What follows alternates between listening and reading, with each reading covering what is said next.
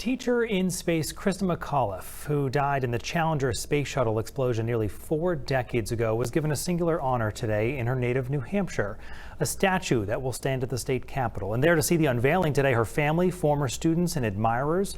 So is News Center Maine's Pearl Small.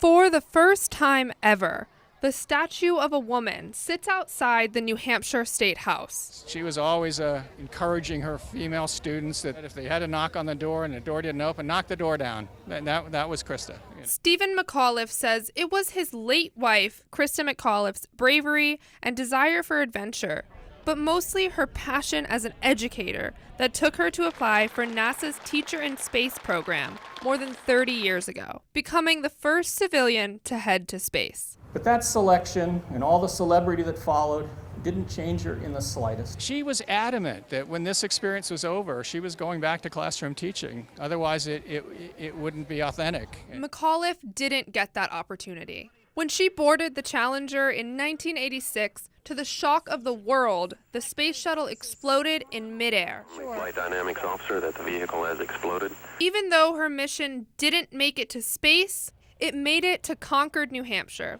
where her legacy lives on, not just in this lawn, but in the future generations she inspires. I love that this is on her birthday rather than the day of the accident. It's more of a true testament of it being about her than the incident. Kristen Jacks knew Christa as Mrs. McAuliffe because she was one of her students in Concord. She didn't just teach us about the world, she taught us how to be part of it. For Jacks, being part of the world meant becoming a teacher herself, a job McAuliffe always stressed the importance of, and one Stephen McAuliffe believes is ingrained in her legacy. She was fiercely aggressive about making sure everybody understood it wasn't about her, it was about teachers. And as McAuliffe would have wanted, she will not only be known as the first woman permanently honored on this lawn, but also the first female teacher. We all confidently anticipate that Christa's statue will be inspiring and moving, and I suspect for people in New Hampshire for a while longer still,